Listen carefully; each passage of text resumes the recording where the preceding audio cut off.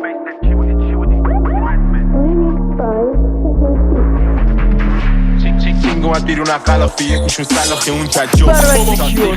اومد بریم دو پرمکیراس هم رسیم با یه ویدیوی فوق‌العاده خفن و متفاوت دیگه. برعکس اگه یادتون باشه ما یه مدت زده بودیم تو کار ویدیوهای خیابونی یا به اصطلاح ویدیوهای چالشی و بیرون از خونه که بهم بگید که دوست دارید بیشتر از اون سبک براتون بذارم یا دوست دارید بیشتر براتون سبک ریاکشن. قرار بریم اکسپلور گردی کنیم، در واقع اکسپلور این هفته. پس برو بریم. این پسرا رو ببین چه چیز خفنی گرفتن، حتما دارن یه موزیک گنگ گوش میدن، موزیکی که ما باش فاز گرفتیم.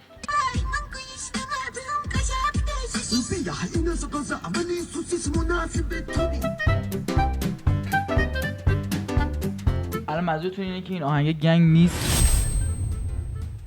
بذار نپذیرم. این فدا خداست، واقعا ترکونده. POV من و مامان بزرگ 2.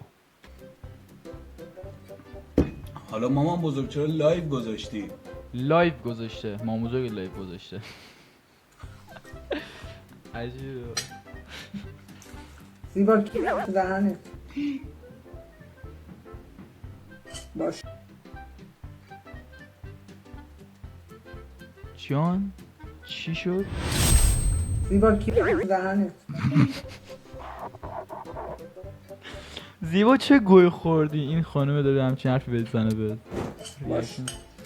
حضوری در این روابط حضوری صحبت میکنه. فعلا حالا همونو بکن روی موبایلت. مام بزرگ پایه. ببین نصیحتی که میتونم بکنم اینه که از خونه مام بزرگت فرار کن. با اون جمله که مام بزرگت گفت، ببین شاید مام بزرگت نباشه، شاید با بزرگت باشه. مامانم چرا با پسر داییت نمیگردی؟ پسر داییم بیسکویت.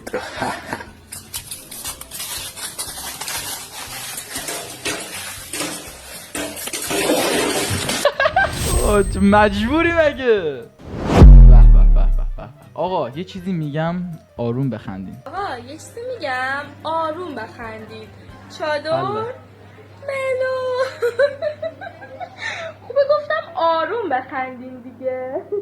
داستان از این قراره، طرف رفته کامپوزیت کرده و گفته چه ویدیویی میتونم بگیرم که دندونامو به همه نشون بدم و فکر کنم یه همچین ایده اومد به ذهنش. الان تصور کنید طرف میخواد فقط دندوناشو نشون بده، متوجه داستان میشه. آقا یه چیزی میگم آروم بخندید. چادر ملو. خوبه گفتم آروم بخندین دیگه. کامپوزیت نکرده فکر کنم. نه این تو برنامه نیست. این چرا باید اینجا باشه؟ ناشناس رفیقت چرا انقدر سینگل همیشه؟ رفیقم این ویدیو رو دیدم فکر کنم، داخل تخم باش نشه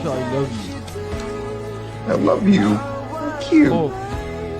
I love you too, egg. جالب بود.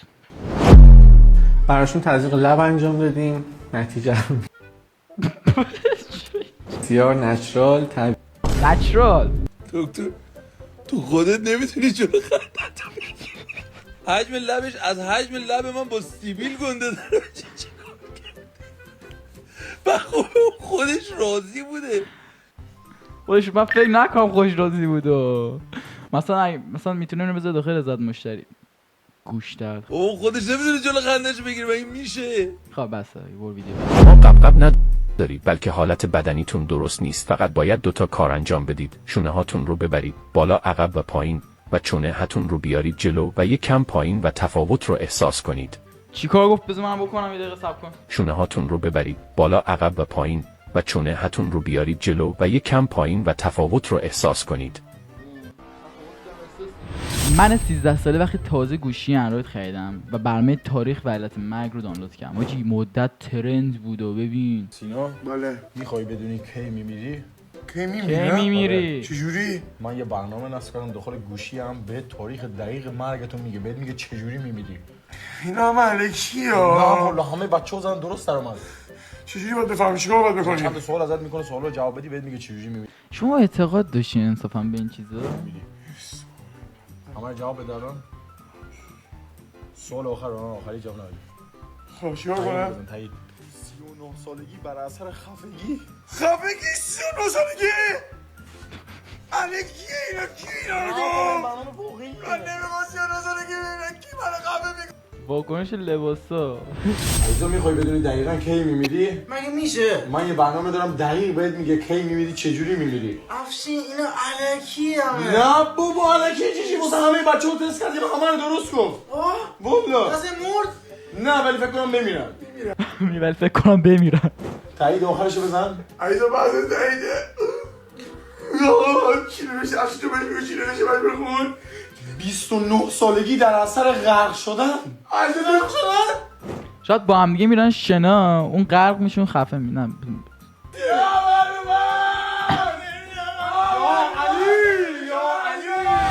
تستش کنیم انصافا چقدر واقعیه. داداش 2 تا اپ هست، یکیش که ازش فیلم ساختن اینه. این اگریو اگه من بزنم الان به من میاره. چرا پشمام. بچه‌ها من تقریبا 28 سال و 229 روز و 12 ساعت دیگه میمیرم. تقریبا قاطی کرد بچه‌ها. تقریبا فکر کنم میشه 43 سالگی. آره خیالت راحت، نمیذارم کسی تو رابطمون دخالت کنه. اینو من رک بهتون میگم. اگه دختر اومد بهتون گفت داخل رابطمون هیچ کس دخالت نمیکنه، یعنی داره دروغ میگه بهتون. خلاصه به خاطر اینکه اصلا امکان نداره تو با یه دختر داخل رابطه دوستای اون دختره ندونن، دونه دونه چتن اون میدونه، خبر داره، اصلا امکان نداره. یه گروه حتی دارن. میگم من با تو حرفی ندارم، میخوام باهات بخوابم. نه این میخواد باهات بخوابه. وای عزیزم، وای کاری نداری. آدما ببینن همیشه براشون وقت داری نادیدت میگیرن. اینو موافقم. تو هر چقدرم به یکی احترام میذاری در آخر اون به قدر فهمش با تو رفتار میکنه. آدما به مرور عوض نمیشن، مشخص میشن. همیشه دلت از کسانی میگیره که برای خوشحال کردنشون همه کاری کردی. چیزی که داره نابودت میکنه اسمش عشق نیست. عشق اینه که حالتو خوب کنه. غم واقعی گریتو در نمیاره، ساکتت میکنه. خواهر و برادرتو میخوای بشناسی فقط موقع استخدام کردن میشه بشناسی. مرد واقعی رو وقتی میشه بشناسی که زنش مریض باشه. زن واقعی رو وقتی میشه بشناسی که شوهرش بی پول باشه. خیلی حرفاش تاثیرگذار و قشنگ بود. یه وقتی تو حیاط مدرسه یه بطری دیده میشه 2 دقیقه بعد بابا. ولی بذار من یه چیز اضافه کنم. جای بطری شما میتونین سنگ، در بطری، چه میدونم کارتون، آب میوه، هر چیزی که بتونی حرکتش بدی، ما به عنوان یک توپ میتونیم داخل مدرسه باش فوتبال بازی کنیم.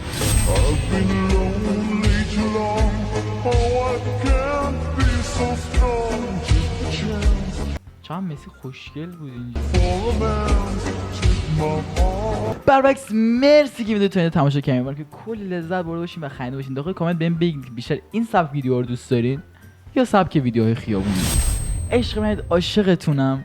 بعد تا ویدیوی بعدی فعلا خدا نگهدار.